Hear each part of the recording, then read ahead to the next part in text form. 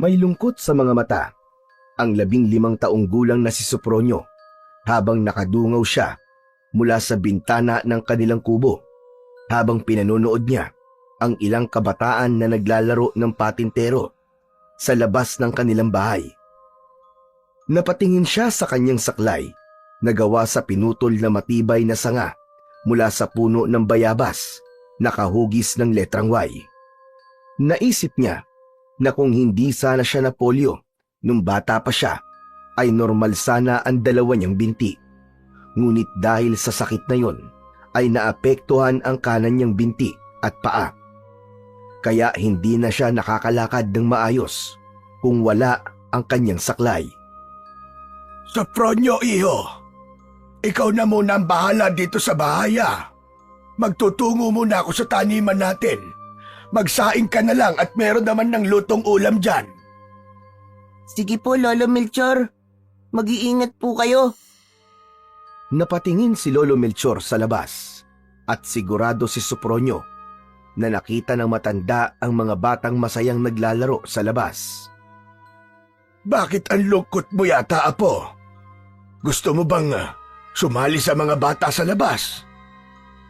Ano kaya kung lumabas ka at makipaglaro sa kanila? Ayoko po, Lolo. Tutuksuin lang po kasi nila ako at gagawin katatawanan. Natigilan si Lolo Melchor.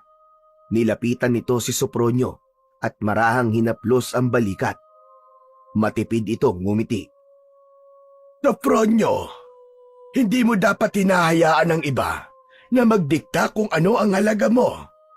Hindi dahil iba ka sa kanila, ay mas mababa ka. Apo, tandaan mo na ang pinakamalakas na tao ay yung kahit mahina ang katawan, ay malakas pa rin ang loob. Pero Lolo, kahit na ano pong gawin ko, hindi ko naman po magagawa yung mga ginagawa nila eh. Hindi man pareho kaya mong gawin sa kanila, may bagay na ikaw lang ang makakagawa. Darating ang araw na malalaman mo yon. Pero sa ngayon, ang mahalaga, huwag mong hayaang mawala ang ngiti diyan sa mga labi mo. Napatitig si Sopronio sa mga bata sa labas. Unti-unting gumaan ang kanyang loob sa mga sinabi ng kanyang lolo. Muli siyang tumingin kay Lolo Melchor. Pero sa pagkakataon na yon, ay nakangiti na siya. Salamat po, Lolo. Kasi palagi niyo pong pinaparamdam at pinapaalala po sa akin na kahit po may kapansanan po ako, ay hindi po dapat ako nalulungkot. Sige, Apo. Ikaw na ang bahala dito sa bahay natin. Aalis na ako. Mag-iingat po kayo, Lolo. Matapos yun, ay umalis na si Lolo Melchor. Saglit pang tumitig si Sopronio sa mga batang naglalaro. Pagkatapos ay kinuha niya ang kanyang saklay at dahan-dahang lumayo sa bintana. Mula pagkabata ay laging tahimik si Sopronio. Sa murang edad na 5 taon ay nagkasakit siya ng polio na nagdulot ng pagkapilay sa kanyang kanang binti. Dahil doon ay kailangan niyang gumamit ng saklay upang makalakad. Hindi na rin siya nakapaglaro tulad ng ibang mga bata sa baryo. Madalas siyang nakaupo lamang sa tabi ng bintana. Pinapanood ang mga batang masayang naglalaro. Sa halip na maawa kay Sopronio, ay marami sa mga bata ang tinutukso siya at tinatawag siyang pilay. Pinagtatawanan ng mga ito ang kanyang mabagal at paika-ika na paglalakad. Paulit-ulit yung tumatak sa murang isipan ni Sopronio, dahilan upang unti-unti siyang mahiya at umiwas sa ibang tao. Ngunit sa kabila ng lahat ng yon, naging matatag pa rin si Sopronio dahil sa pagmamahal at kalinga ng kanyang Lolo Melchor. Mula nang maulila si Sopronio sa murang edad, si Lolo Melchor na ang tumayong magulang niya. Palaging sinasabi ng matanda na espesyal si Sopronio at hindi hadlang ang kanyang kapansanan upang makamit ang mga bagay na nais niya sa kanyang buhay. Sa kabila ng simpleng buhay nila sa baryo, Ginawang masaya ni Lolo Melchor ang kanilang araw-araw. Lagi nitong pinaparamdam kay Sofronio na hindi siya nag-iisa. Sa puso ni Sofronio, si Lolo Melchor, ang kanyang lakas sa mundong tila naging hindi patas sa kanya. Kahit may kapansanan si Sofronio, ay hindi nun nahadlangan ang pagtulong niya sa kanyang lolo, lalo na sa mga gawaing bahay. Sa edad na 15, ay kaya na niyang magluto. Nakakapagwalis din siya sa paligid ng kanilang kubo at nakakapaglaba. Kung minsan ay sumasama rin siya kay Lolo Melchor kapag kumukuha ito ng mga panggatong sa bundok.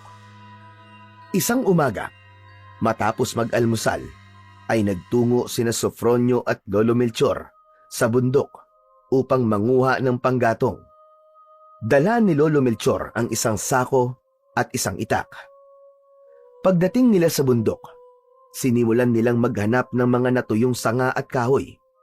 Maingat na inilagay ni Sofronio ang mga nakolekta niya sa loob ng sako, habang pinuputol naman ni Lolo Melchor ang mas malalaking piraso ng kahoy upang magkasya yon sa sako.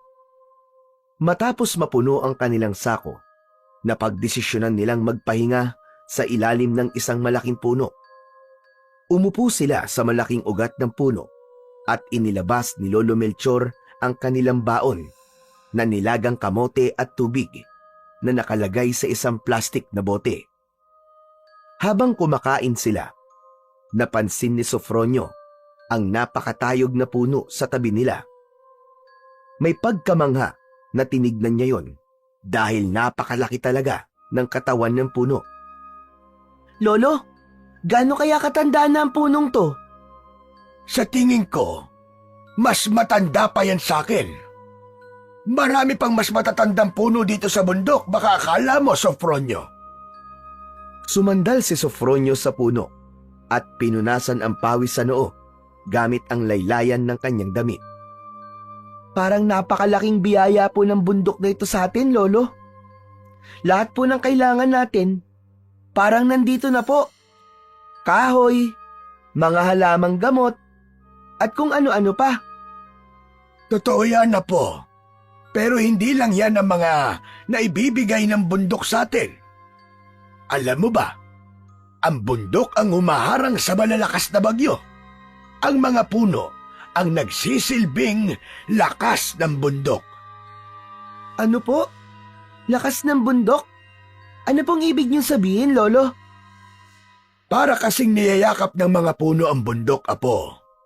Sila ang nagbabantay at nagpapatibay dito. Kapag nawala ang mga puno, maaaring gumuho ang bundok. At kapag nangyari yon, ay tiyak, malaking trahedya ang mangyayari sa baryo natin. Matatabunan ng lupa mula dito sa bundok ang lugar natin. At habang buhay tayong mababaon sa lupa. Biglang sumagi sa isip ni Sofronio ang imahe ng gumuguhong lupa na sumasakop sa kanilang baryo. Nakaramdam siya ng kaba at takot sa kanyang dibdib. Hala, nakakatakot naman po yun, Lolo. Iniisip ko lang po na mangyayari yun. Kinikilabutan na po talaga ako.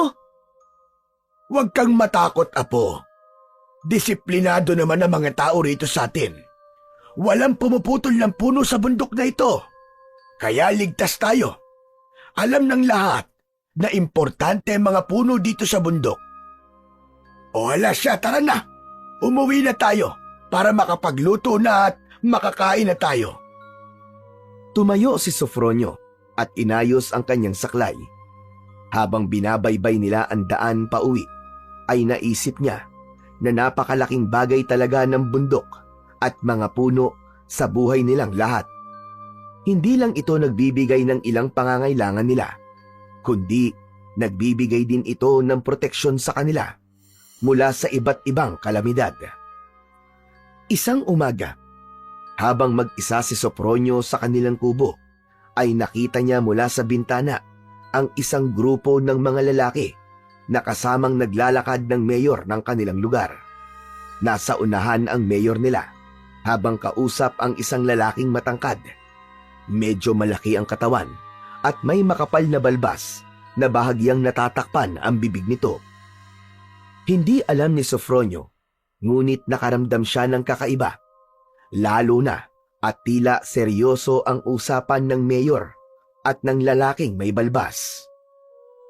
Nakita niya na nagtungo ang mga yon sa daan, papunta sa bundok na mas lalo niyang ipinagtaka. Pagsapit ng hapon, ay dumating na si Lolo Melchor mula sa maghapon nitong trabaho sa bukid. Agad na napansin ni Sofronio na tila may mabigat na problema ang lolo niya nang umupo ito sa sahig ng kanilang kubo. Lolo? Teka lang po. Bakit parang ang lalim po ng iniisip nyo? May nangyari po ba, Lo? May masamang balita, Apo. Kanina, habang ako'y nasa bukid, narinig ko mula kay Nestor na pumayag daw ang mayor natin na magputol ng mga puno sa bundok ang isang grupo ng mga lager mula sa Maynila. Hindi ko maintindihan kung bakit hinayaan yun ng ating mayor na parang hindi niya alam kung ano magiging epekto kapag nawala ang mga puno sa bundok. Nagulat si Sofronio sa sinabi ng kanyang lolo at biglang naalala ang nakita niya kanina. Kaya pala, Lolo. Kaya pala, may mga lalaking pumunta dito kanina kasama ang mayor. Baka sila po yung mga magpuputol ng puno kasi nakita ko silang nagpunta po sa bundok eh. Malamang, Apo, sila ngayon. Nakakalungkot isipin na kahit alam ng mayor natin ang halaga ng bundok, ay pumayag pa rin siya. Pero Lolo, hindi ba delikado yun? Paano po kung magdulot yun ng sakuna? Baka po gumuho ang bundok kapag nawala po ang mga puno. Matatabunan po tayo, Lolo. Tama ka, Apo. Yan nga rin ang naiisip ko. Kaya nga hindi kami papayag. May mga tao na rin sa baryo natin na nagkaisa para harapin ang mayor at pigilan ang balak nila. Pero sana, makinig naman si mayor. Sana nga po, Lo. Ayokong mawala ang mga puno sa bundok kasi panigurado po na tayo mga narito sa baryo mapeperwisyo. Ayoko pong gumuho ang bundok, Lo. Matatabunan po talaga tayo, Lo, pag nagkataon. Huwag kang mag-alala, Apo. Dahil gagawin namin ang lahat para maprotektahan lamang ang bundok. Mahal ito ng mga tao rito, kaya hindi nila basta-basta hahayaang sirain ito ng kung sino mang mga dayo. Naramdaman ni Sofronio ang determinasyon ng kanyang lolo at sa puso niya, umasa siya na mapipigilan ng kanyang lolo at ng iba pang tao sa lugar nila ang pagputol ng mga puno sa kanilang bundok. Nang sumunod na umaga, matapos mag-almusal, ay nakita ni Sofronio na nagbihis ng maayos si Lolo Melchor.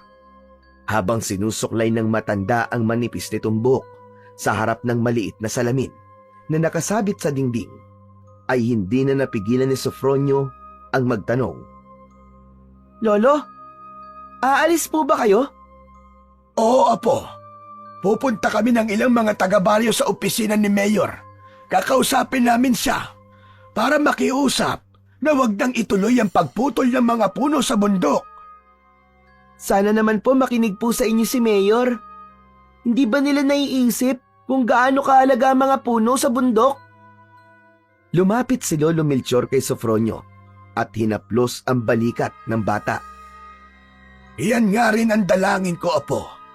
Sana maliwanagan ang isip niya at makita niya na walang mabuting maidudulot ang pagputol ng mga puno. Hindi lang ito para sa atin, kundi para rin sa mga susunod na henerasyon. Lolo, babalik din po agad kayo, di ba? Oo naman, Apo. Sandali lang kami doon. Magdasal ka na sana'y magkaintindihan kami ni Mayor at ng mga kasamahan niya. Tumango si Sofronio at sinamahan ang kanyang lolo palabas ng bahay. Hinatid niya ito hanggang sa labas ng kanilang bakuran at nakita niya ang iba pang kalalakihan na naghihintay sa labas.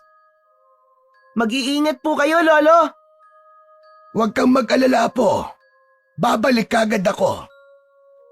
Naglakad na palayo si Lolo Melchor kasama ang grupo ng mga kalalakihan at naiwan si Sofronio sa labas ng kanilang bahay. Habang pinanonood niya ang papalayong anyo ng kanyang lolo, hindi niya mapigilang magdasal na sana'y maging maayos ang lahat at hindi na matuloy ang pagputol ng mga puno sa kanilang bundok. Pagsapit ng tanghali ay bumalik na si Lolo Melchor. Nang pumasok ito ay napansin kagad ni Sofronio ang mabigat na ekspresyon sa muka ng matanda. Kaya naisip niya na hindi naging maganda ang pakikipag-usap nito sa kanilang mayor. Lo, kumusta po? Napakiusapan niyo po ba si Mayor? Hindi, Apo. Nabigo kami. Hindi kami pinakinggan ni Mayor.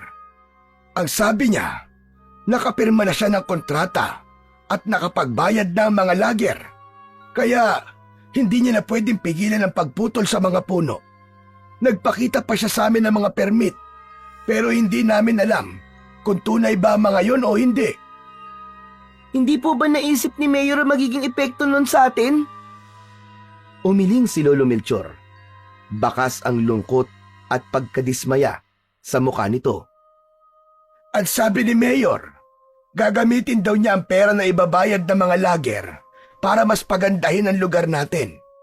Pero alam mo, Apo, duda ako sa sinabi niyang yon. Kilala ang mayor na yon sa pagiging kurap. Sigurado ko na sa bulsa lang niya mapupunta ang perang yon. Lolo, ibig po bang sabihin nito ay tuloy na po talaga ang pagpuputol ng mga puno sa bundok? Hindi pa rin kami sumusuko, Apo. May mga tao pa rin handang ipaglaban ang bundok natin. Gagawin namin ang lahat ng aming makakaya para mapigilan ang pagputol ng mga puno. Bumakas ang kaba at takot sa mukha ni Sofronio. Alam niya na lahat sila ay maaapektuhan kapag natuloy ang pagputol ng mga puno sa kanilang bundok. Humiling siya na sana ay maliwanagan ang isip ng kanilang mayor at huwag nitong pairalin ang pagiging mukhang pera. Makalipas ang ilang araw, nagulantang ang mga tao sa lugar ni Sofronio sa ingay ng parating na mga truck. Mula sa bintana ng kanilang kubo, nakita niyang nagkukumahog ang mga tao, kabilang na si Lolo Melchor, upang salubungin ang 4 na truck na magkakasunod. Nakita ni Sofronio ang malalaking makina at gamit sa pagputol ng mga puno na sakay ng mga truck. Nakasakay din doon ang mga lalaking tila walang bahid ng alinlangan sa kanilang gagawin. Sa kabila ng takot at kaba, nakiisa si Lolo Melchor sa mga kabaryo upang harangan ang daraanan ng mga truck. Ngunit natigilan ang lahat nang bumaba ang ilang lalaki mula sa mga truck at naglabas ng mga baril. Takot na nagtakbuhan ang mga tao pabalik sa mga bahay ng mga ito. Doon na napagtanto ni Sofronio na wala nang magagawa ang kanilang baryo upang pigilan ang nakaabang pagkawasak ng kanilang bundok. Kinagabihan, tahimik na kumakain sina Sofronio at Lolo Melchor habang may gasera sa gitna ng kanilang mesa. Hindi pa rin nawala ang pag-aalala ni Sofronio dahil anumang araw ay magsisimula na magputol ng mga puno sa kanilang bundok. Lolo, tuloy na pala talaga ang pagputol ng mga puno sa bundok. Nakakalungkot po na hindi man lang inisip ng mayor natin ang pwedeng mangyari dahil sa maling desisyon niya. Huwag kang mag-alala, Apo. Hindi pa rin kami susuko. Patuloy pa rin kami sa pakikipag-usap kay Mayor. At napagkasunduan din namin na pumunta sa bundok bukas ng umaga. Kakausapin namin ang mga nagpuputol ng puno. Pero Lolo, delikado po ang gagawin niyo. Baka po may mangyaring masama lalo na't armado po ng baril yung mga lalaking yun. Wala kang dapat na ipag-alala, Sofronio. Panakot lang naman ngayon ang mga baril nila. Hindi nila kayang pumatay ng tao. Kailangan lang nila kaming takutin para hindi namin sila pigilan. Kahit na po, Lo. Huwag na po kayong tumaloy sa plano niyong yun. Hindi kami mapapahamak, Apo. Takot lang nila makulong at malaman ng mas nakatataas ang iligal na ginagawa nila. Sana lang talaga gabayan at protektahan kami ni Mahalina. Ano po? Mahalina? Sino po yung Mahalina, Lo? Si Mahalina, ang sinasabing diwata na nagbabantay sa bundok. Ayon sa kwento-kwento, ay nakatira siya sa bundok na yon at pinoprotektahan niya ito sa mga taong may masasamang balak sa bundok. Lolo, hindi po tayo dapat umasa sa mga diwata. Hindi po natin alam kung totoo sila eh. Lolo, hindi ko po kaya makita na mapahamak kayo. Alam ko po na importanteng mapigilan po ang pagputol ng mga puno sa bundok. Pero kung buhay niyo naman po magiging kapalit nun, hindi ko po yung kakayanin, Lo. Apo naman, huwag kang mag-isip ng mga ganyang bagay. Magdasal ka na lang na sana ay pumabor na sa atin ngayon ang pagkakataon. Kung ganun po, Lo, hindi ko na po talaga kayo mapipigilan. Hindi na, Apo. Basta, huwag mong isipin na may mangyayaring masama sa amin. Magdasal ka lang palagi, Apo. Sige po. Basta, Lo, mag-iingat po kayo, Isang matamis na ngiti ang pinakawalan ni Lolo Melchor. Ramdam pa rin ni Sofronio ang kaba at takot. Ngunit napilitan na lang siyang maniwala sa sinabi ng lolo niya na walang mangyayaring masama sa mga ito. Tanging ang pagdarasal na lamang ang nagbigay sa kanya ng lakas upang hindi mawalan ng pag-asa na magiging maayos din ang lahat. Kinabukasan, matapos mag-almusal, ay malungkot at kinakabahan na pinanood ni Sofronio ang paghahanda ni Lolo Melchor sa pagpunta sa bundok upang kausapin ang mga nagpuputol ng puno. Sofronio, aalis na ako at baka naghihintay na sa akin ang mga kasama ko. Yung sinabi ko sa iyo ipagdasal mo kami. Baka po pwedeng wag na po kayong tumuloy, Lo. Kinakabahan po kasi talaga ako para sa inyo eh. Apo, napag-usapan na natin to kagabi. Hindi pwedeng hindi ako tumuloy doon. Kailangan kong makiisa sa pinaglalaban ng mga tao rito sa ating lugar. Para naman sa ating lahat ito, Apo. Pero Lolo, natatakot po talaga ako para sa inyo eh. Natatakot din ako, Sopronio. Pero kung palagi tayo magpapatalo sa takot, ay walang mangyayari sa buhay natin. Kung hindi kami kikilos, tuloy na ang pagputol ng mga puno at sigurado magdudulot yun na mas malaking problema sa hinaharap. Habang matamang nakatingin si Sofronio kay Lolo Melchor, ay nakita niya na determinado talaga ito sa nais nitong gawin at wala na siyang magagawa para pigilan ito. Isang malalim na buntong hininga ang pinakawalan niya. Lumapit si Lolo Melchor sa kanya at mahigpit siya nitong niyakap. Pangako, Apo, babalik ako dito sa ating bahay ng ligtas. Hindi ako papayag na may mangyaring masama sa akin. Wala, sige na. Kailangan ko na talagang umalis.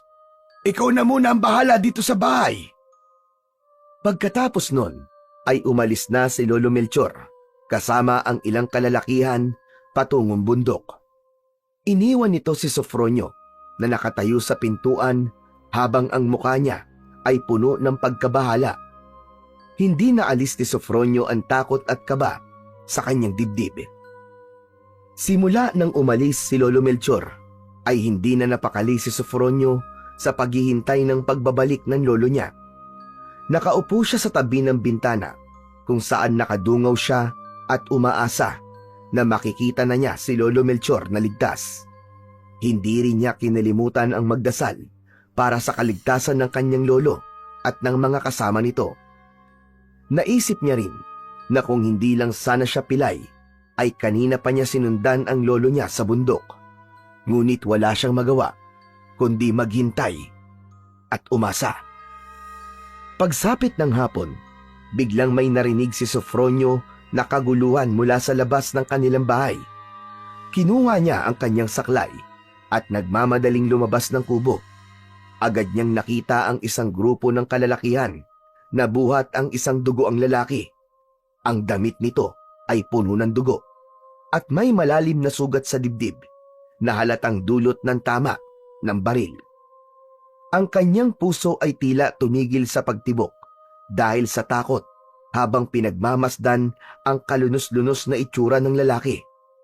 Hindi niya nakita si Lolo Melchor sa grupo na mas lalo siyang kinabahan. Sa gitna ng matinding takot at kaba, ay tila nakakita siya ng diwanag nang makita niya si Lolo Melchor na papalapit. Nagmamadali niya itong sinalubong kahit hirap siyang maglakad. Nang malapitan niya ito, ay niyakap niya ito ng mahigpit na parang ayaw niya nang pakawalan. Lolo, akala ko po kung ano na po nangyari sa inyo. Sobrang kaba ko po talaga kanina. Natakot po ako, lo. Huwag kang mag-alala, Apo. Nandito na ako. Pero sa loob na tayo ng kubo mag-usap. Madali ka. Kumalas siya sa pagkakayakap at nagsimula na silang maglakad pabalik sa kanilang kubo.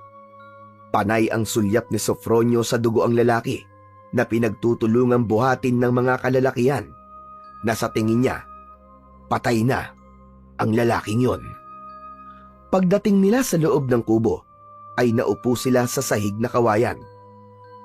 Ano po nangyari, Lolo? Bakit po may dugo ang lalaki?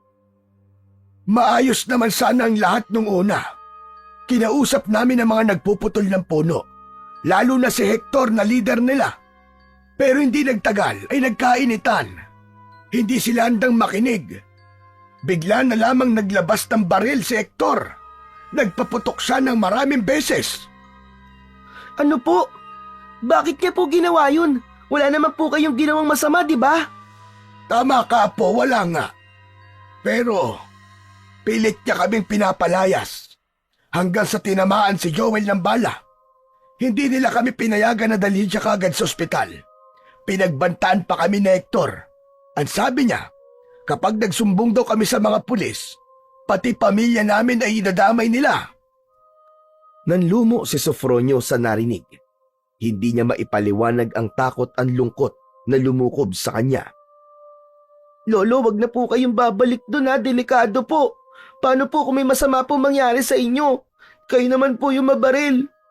Hindi ko po kakayanin yun, Lo. Naiintindihan ko ang takot mo, Apo. Pero hindi pwedeng ganito na lang. Pansamantala, hihinto muna kami sa pagtungo sa bundok. Pero gagawa pa rin kami ng paraan.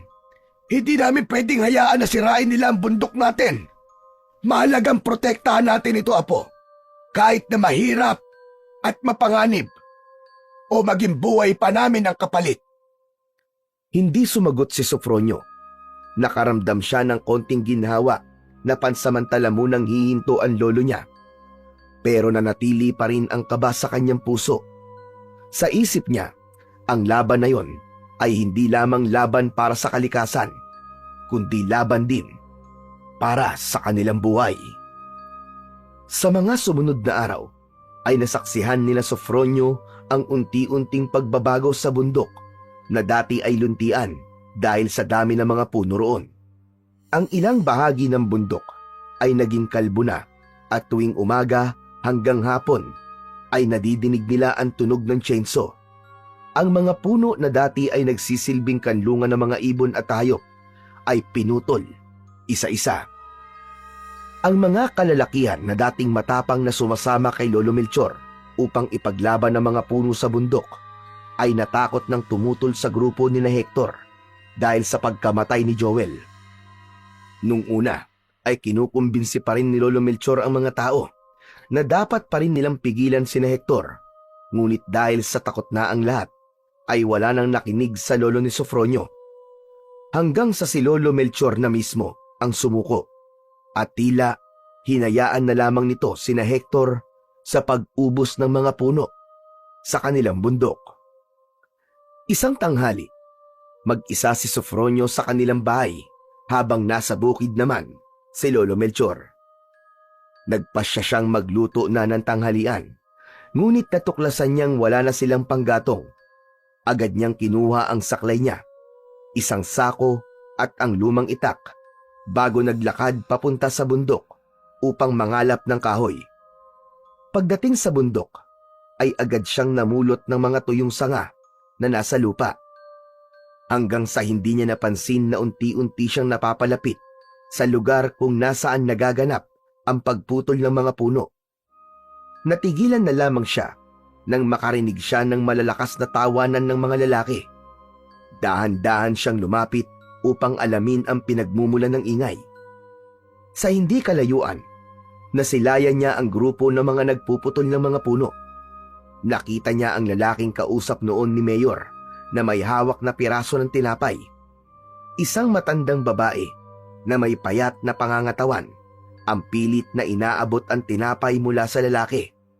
Sigurado si Sofronio na ang lalaking yun ay walang iba kundi si Hector. Habang nangyayari yon, ay malakas na tumatawa ang ibang lalaking naroon. Nakaramdam si Sofronio ng matinding awa para sa matandang babae. Hindi niya matiis ang ginagawa ng mga lalaki rito, kaya lakas loob siyang lumapit sa mga lalaki. Napatingin ang lahat sa kanya. Huminto ang tawanan ng mga lalaki nang makita siya.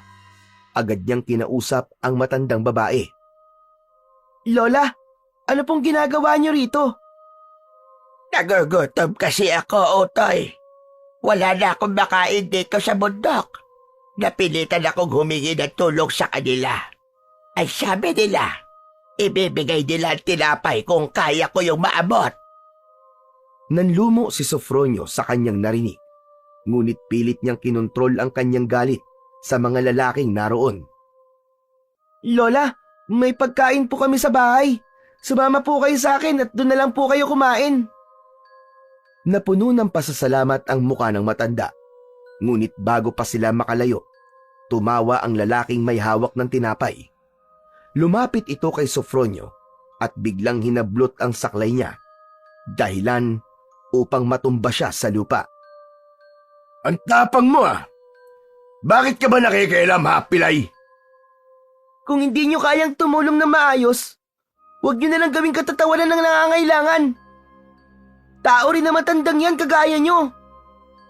Napapangisi si Hector habang sinasagot ang bata.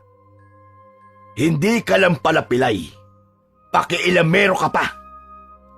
Hindi mo ba ako kilala? Ako si Hector.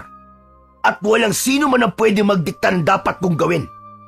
Sige na, umuwi ka na, Pilay. At isama mo na matandang patay gutom na yan bago pa mag-init ng gusto ang ulo ko.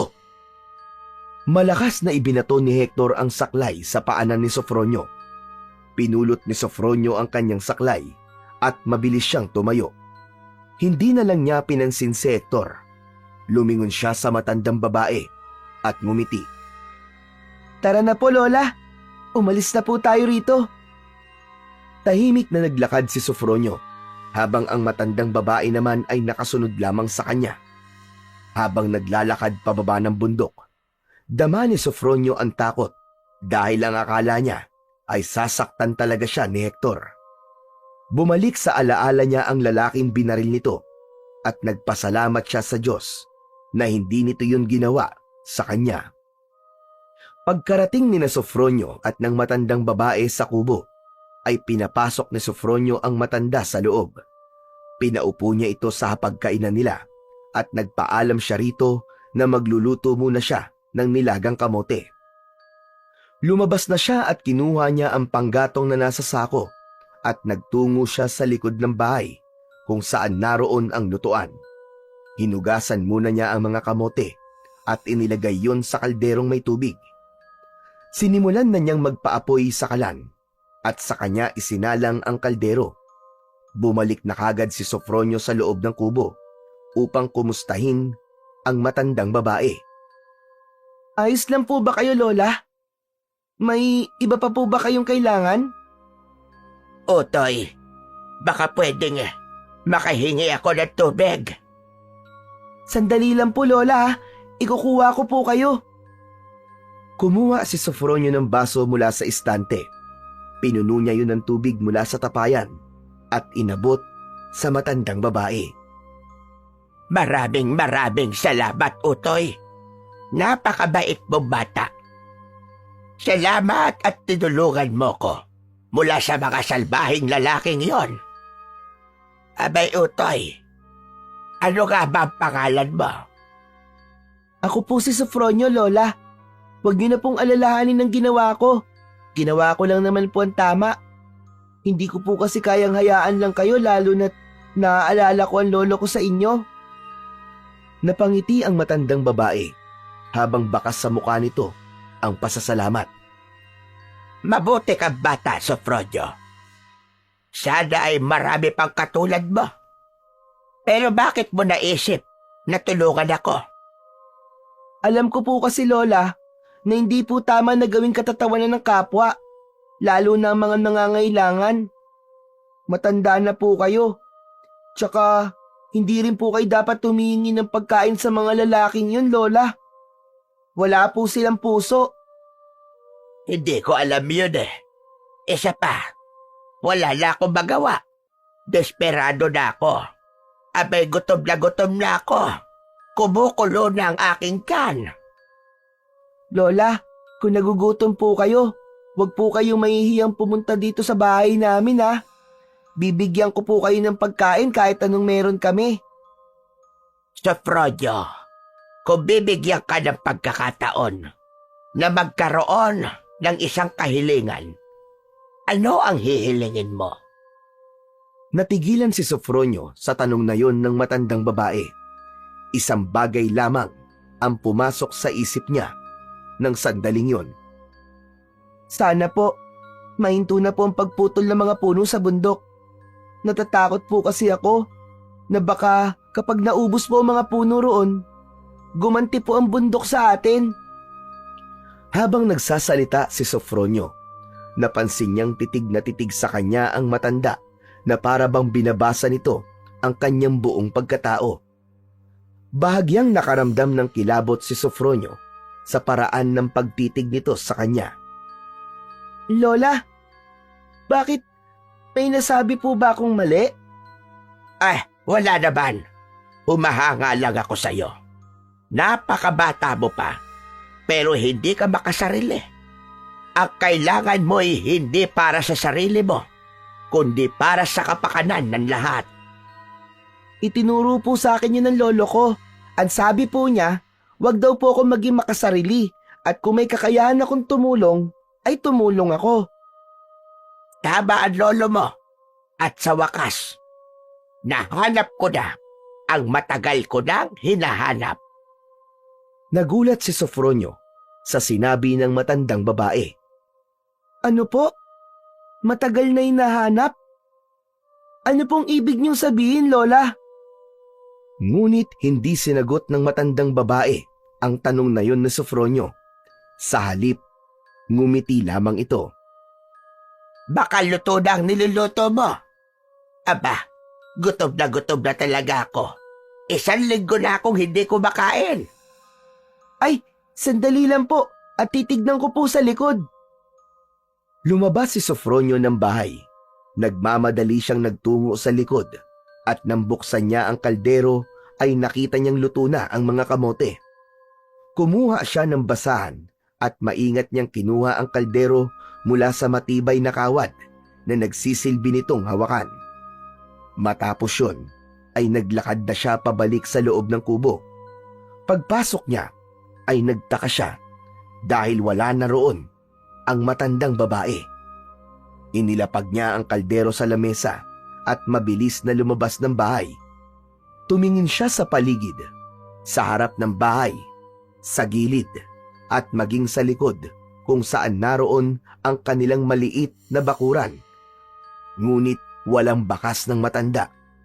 Parang naglaho ito na parang bula. Sinubukan niya itong tawagin, pero hindi ito tumugon. Napakamot na lang si Sofronio sa likod ng ulo niya at saka siya bumalik sa loob ng bahay. Pagbalik niya, napansin niya ang isang bagay na nasa ibabaw ng lamesa. Lumapit siya at nakita niya ang isang kwintas na tila iniwan ng matandang babae. Ang kwintas ay hugis bilog at may mga nakaukit na simbolo na hindi niya mawari kung ano ang ibig sabihin.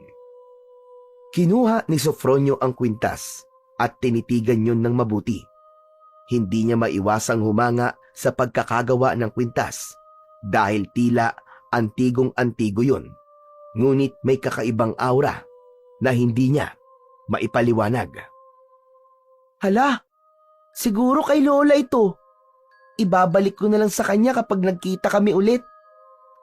Isinuot niya ang kwintas upang hindi yun mawala.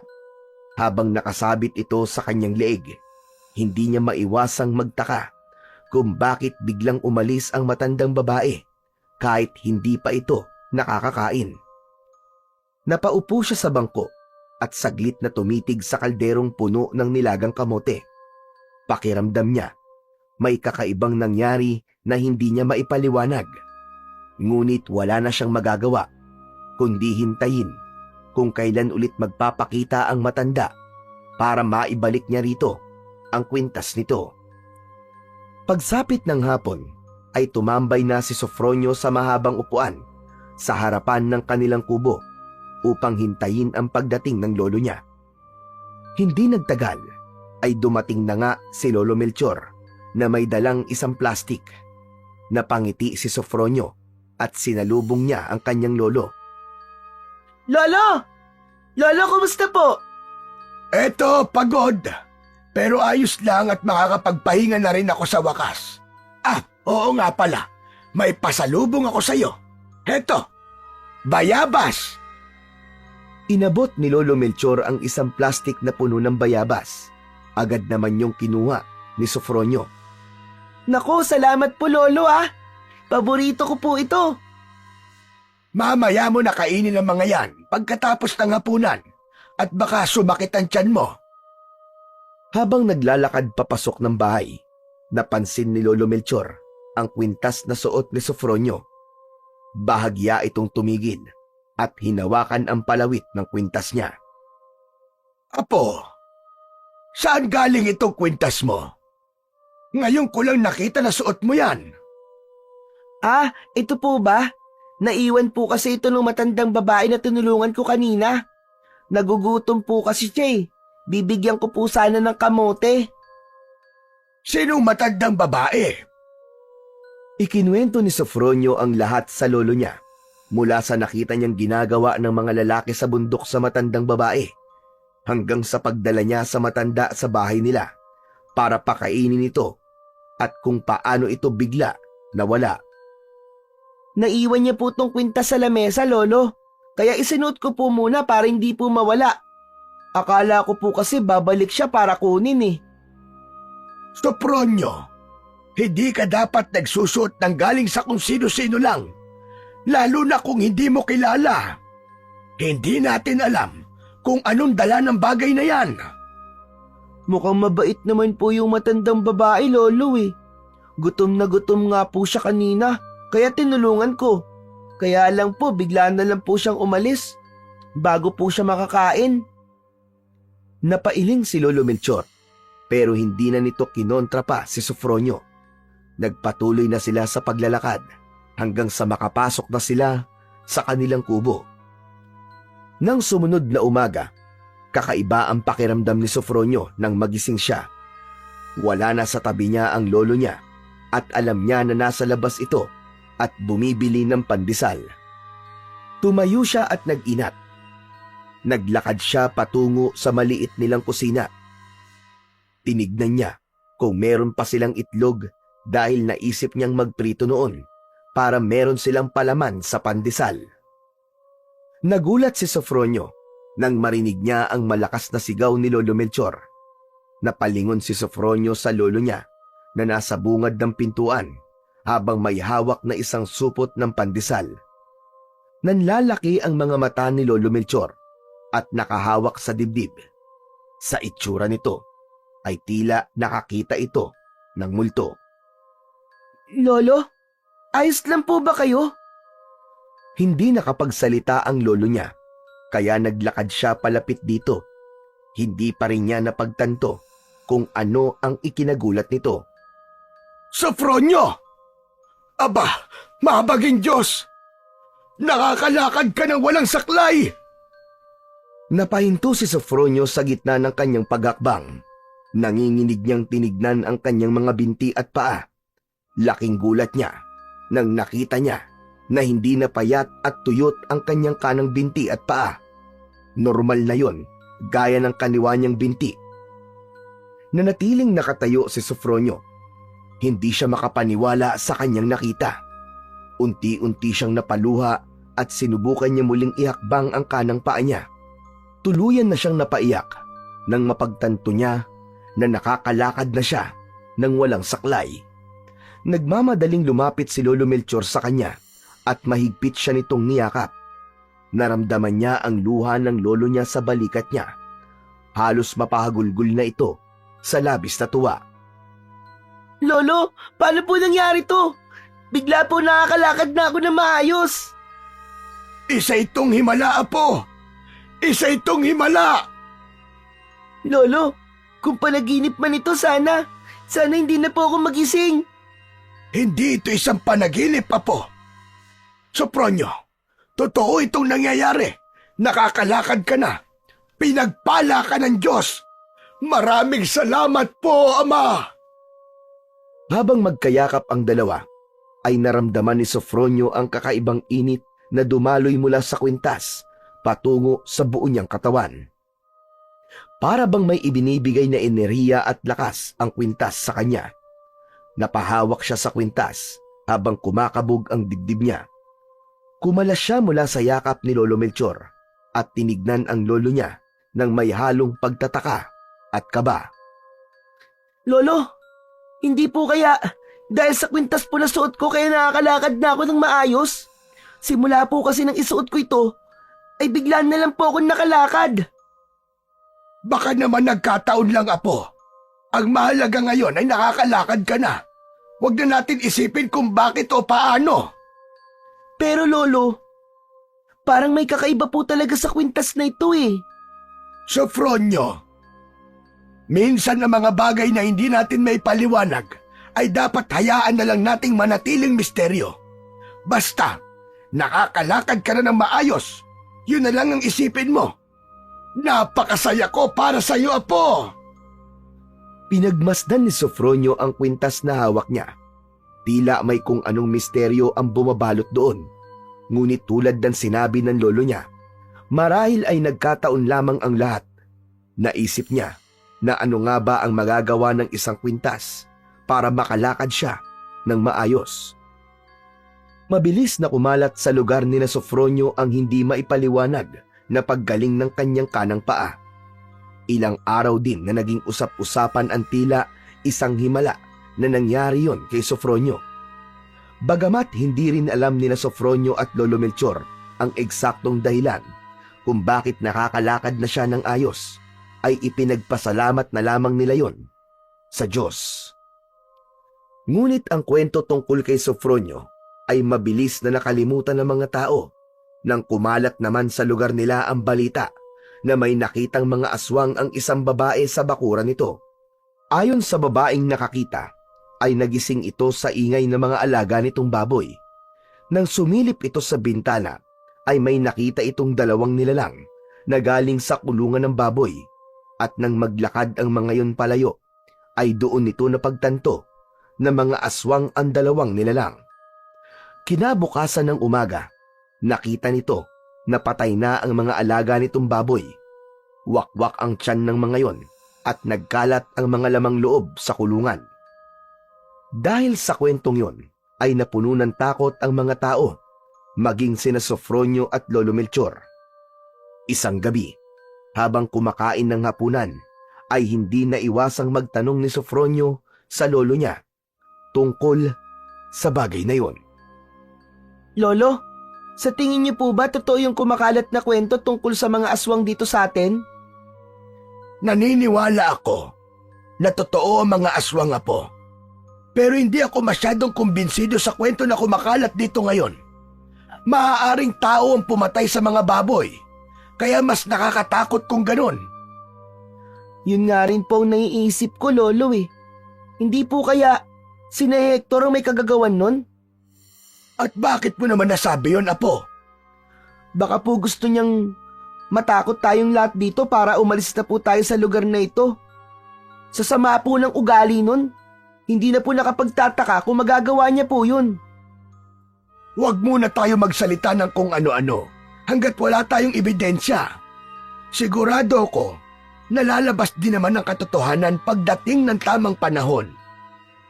Hindi na nagsalita si Sofronio at ipinagpatuloy niya ang kanyang pagkain.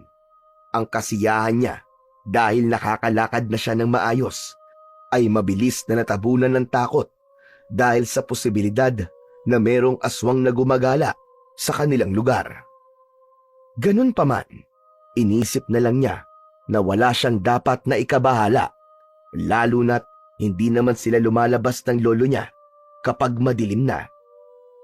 Simula noon ay naging sunod-sunod na ang mga alagang hayop na natatagpuan na patay tuwing umaga. Mula sa baboy, manok, kambing, hanggang sa kalabaw at baka. Bagamat may takot, kahit paano ay nagpapasalamat pa rin si Sofronio na mga hayop lang ang binibiktima ng mga aswang. Hanggang sa isang araw ay mas lalong lumala ang sitwasyon. Wala nang gustong maglakad sa gabi. Ang lahat ng pinto at bintana ng mga bahay ay sinisiguro ng lahat na nakasarado bago lumubog ang araw. Subalit isang umaga, nagising ang buong baryo sa nakakakilabot na balita. Isang residente na si Mang Roque ang natagpuang patay sa talahiban. Karumal-dumal ang itsura nito, punit-punit ang damit at halos hindi na makilala ang katawan dahil sa dami ng sugat at kagat. Ang paligid ng katawan nito ay puno ng sariwang dugo.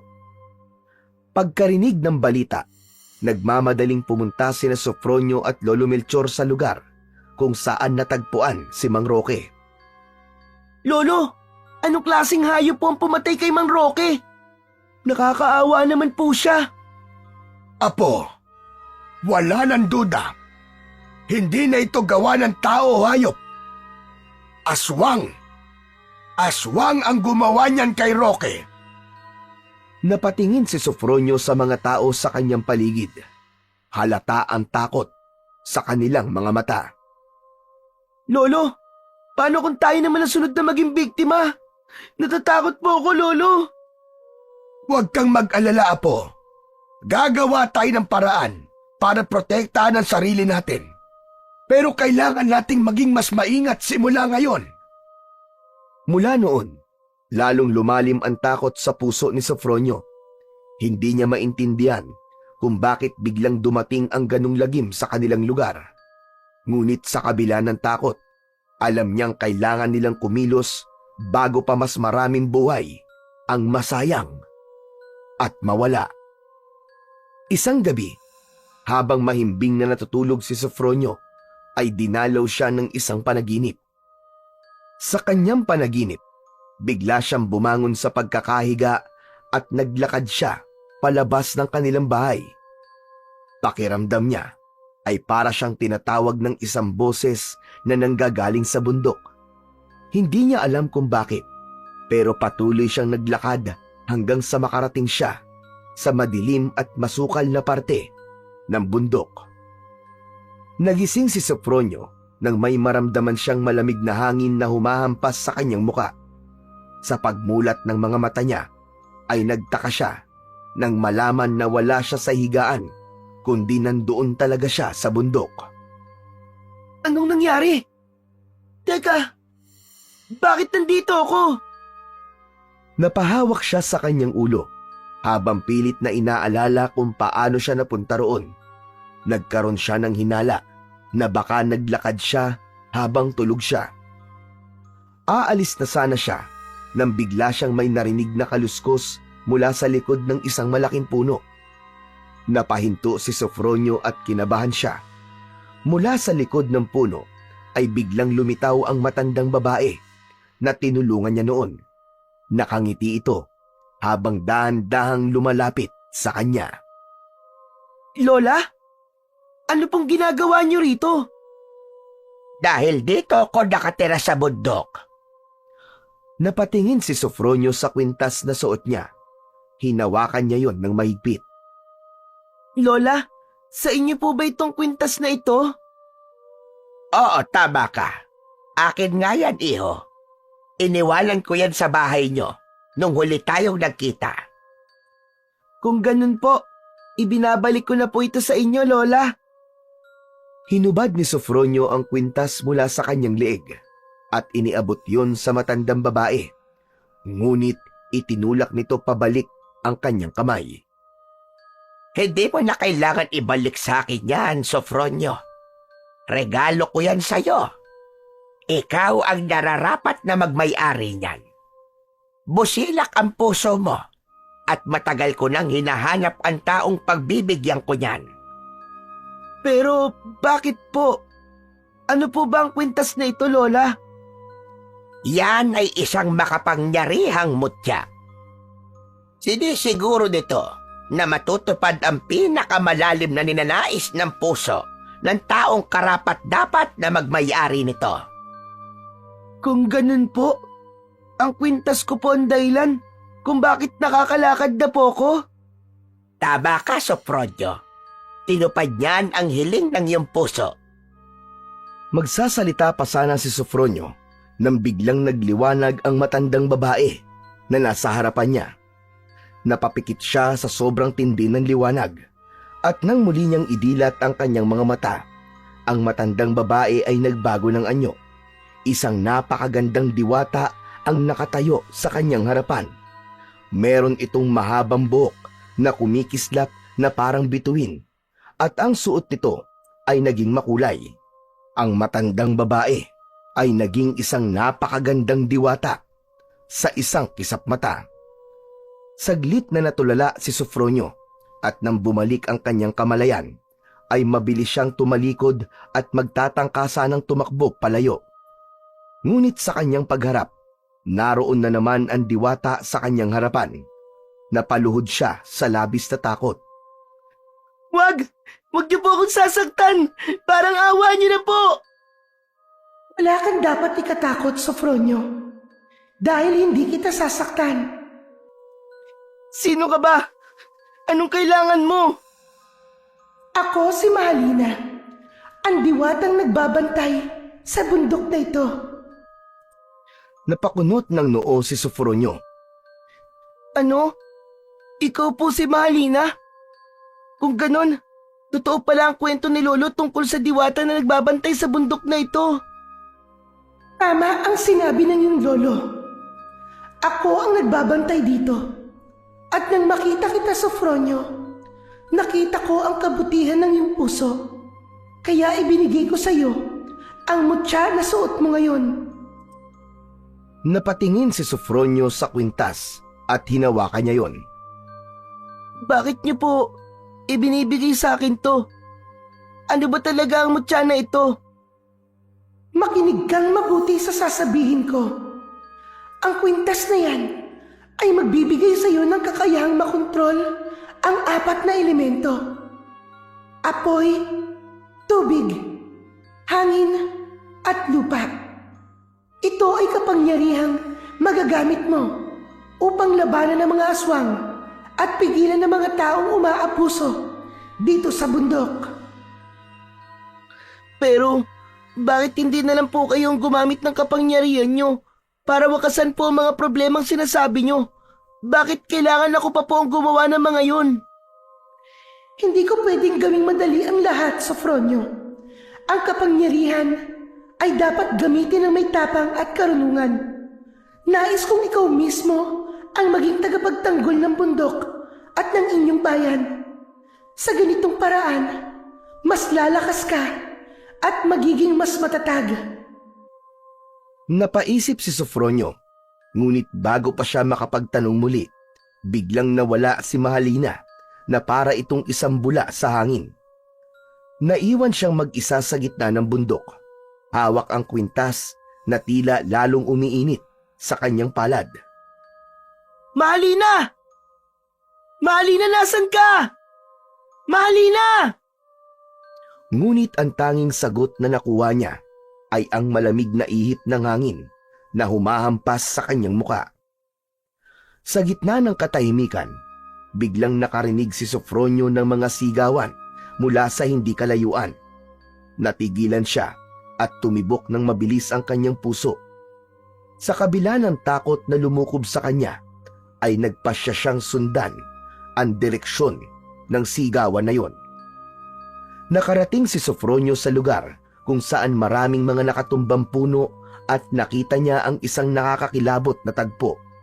Isang grupo ng mga kalalakihang may hawak na chainsaw ang sinusugod ang mga aswang. Ang ilan sa kanila ay duguan na, habang ang iba'y nagtatangkang tumakbo palayo. Ang mga aswang ay may mahahabang kuko, matutulis na pangil at nakakakilabot na anyo na parang kalahating tao at kalahating hayop. Mabilis na nagtago si Sofronio sa likod ng isang malaking puno habang pinag-iisipan niya kung ano ang kanyang gagawin. Gusto niyang tumakas, ngunit nang mahawakan niya ang kwintas sa kanyang leeg, naalala niya ang sinabi ni Mahalina na ang mutya na yon ay merong kapangyarihan at kakayahan na tumulong sa iba. Tumingin siya sa paligid at napansin ang isang bonfire na nilikha ng mga mangangahoy malapit sa kanilang kampo. May malalaking tipak ng kahoy at galon ng gasolina malapit doon. Nakita rin niya ang isang aswang na unti-unting lumalapit sa isa sa mga lalaki na duguan at halos hindi na makatayo. Hindi na nagdalawang isip pa si Sofronio. Lumabas siya mula sa kanyang pinagtataguan at tumakbo patungo sa bonfire. Iniunat niya ang kanyang mga kamay. Sa kanyang isip, paulit-ulit niyang ibinulong na kaya niyang kontrolin ang apoy na yon sa pamamagitan ng kanyang mutya. Nagulat si Sofronio nang makita niya ang apoy mula sa bonfire na biglang sumunod sa kung ano ang nais ng kanyang isip. Ang maliliit na liyab ay biglang lumaki at ang apoy ay nagbistulang buhay. Kumawala yun mula sa bonfire at bumalot sa katawan ng pinakamalapit na aswang. Umalingaw-ngaw ang nakakakilabot na hiyaw ng nilalang habang ito ay nasusunog. Napaatras ang ibang mga aswang na tila natatakot sa biglaang pagsiklab ng apoy. Isang aswang ang sumugod kay Sofronio mula sa kaliwa. Ngunit bago pa ito makalapit, muling iniunat ni Sofronio ang kanyang mga kamay. Ang apoy ay mabilis na binalot ang aswang at sa isang iglap ay natupok ito. Ngunit hindi pa doon natapos ang laban. 3 aswang pa ang sabay-sabay na lumapit kay Sofronio. Naglalaway ang mga ito at nakakatakot na umaalulong. Humakbang si Sofronio paatras, ngunit hindi siya umatras sa laban. Mabilis niyang inutusan ng apoy na pumalibot sa 3 aswang. Agad na sumugod ang apoy sa isang aswang na mas malapit kay Sofronio at tumilapon ito habang nagliliyab. Ang 2 pang aswang ay tila nagdadalawang isip na atakihin si Sofronio, pero hindi niya na hinayaan na makatakas pa ang mga yon. Ikinumpas niya ang mga kamay niya at agad na nilamon ng apoy ang 2 aswang bago pa makatakbo ang mga yon papalayo. Napaatras ang mga natitirang mga aswang habang bakas ang takot dahil sa kakaibang kakayahan na ipinakita ni Sofronio. Nang mawala na ang mga aswang, ay naramdaman ni Sofronio ang labis na pagod. Halos manlambot ang kanyang mga tuhod ng sandaling yon. Napatingin siya sa mga lalaking nagpuputol ng puno na nananatiling nakatingin sa kanya ng may halong takot at pagtataka. Hindi niya hinintay ang kanilang mga tanong o reaksyon at tumalikod na siya kagad at tumakbo palayo bago pa siya makilala ng mga yon. Nakatulong din na nasa madilim na bahagi siya kaya hindi nakita ng mga yon ang kanyang muka.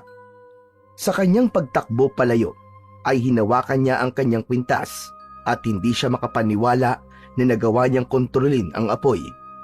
Doon niya napatunayan na totoo nga ang kapangyarihan ng mutya na ibinigay sa kanya ng diwatang si Mahalina. Ngunit isang bagay ang malinaw kay Sofronio. Maaari nga talaga niyang magamit ang mutya upang labanan at pigilan ang kasamaan sa kanilang baryo. Nang tuluyang makababa ng bundok si Sofronio, ay saka lang siya huminto sa pagtakbo at naglakad na lamang siya. Lumingon siya sa kanyang likuran upang masigurong walang nakasunod sa kanya at saka siya nagpatuloy sa paglalakad pauwi sa kanilang kubo. Pagdating niya sa tapat ng kanilang kubo ay napansin niyang may ilaw sa loob mula sa gasera. Laking gulat niya nang makita si Lolo Melchor na nakaupo sa bangkong gawa sa kahoy sa labas ng kubo. May pag-aalangan na lumapit si Sofronio kay Lolo Melchor dahil sa matalim ang tingin nito sa kanya. Sofronio, saan ka ba nang galing? 12:00 na ng gabi. Alam mo namang hindi ligtas ang lumabas ng ganitong oras. Lolo, ano po kasi, hindi po kasi ako makatulog kaya nagpahangin po muna ako. Naglakad-lakad lang po ako pero dyan lang naman po ako sa malapit eh. At anong pumasok sa isip mo at naglakad ka na mag-isa ng ganitong oras? Alam mo naman delikado na ngayon dahil sa banta ng mga aswang. Pambihira ka naman bata ka, oo. Pasensya na po kayo, Lolo, hindi na po mauulit. Saka, ligtas naman po ako nakauwi, di ba? Kaya wag po kayo mag-alala. Kahit na, pinag-alala mo ko ng gustong bata ka. O siya, sige na. Pumasok na tayo sa loob at matulog na tayo ulit. Huwag mo nang uulitin ito. Pumasok silang dalawa sa loob ng kubo. Pinatay na ni Lolo Melchor ang apoy sa gasera at sabay na silang nahiga sa banig. Ngunit hindi na nagawa pang makatulog ni Sofronio dahil hindi niya maalis sa kanyang isip ang kakaibang nangyari kanina.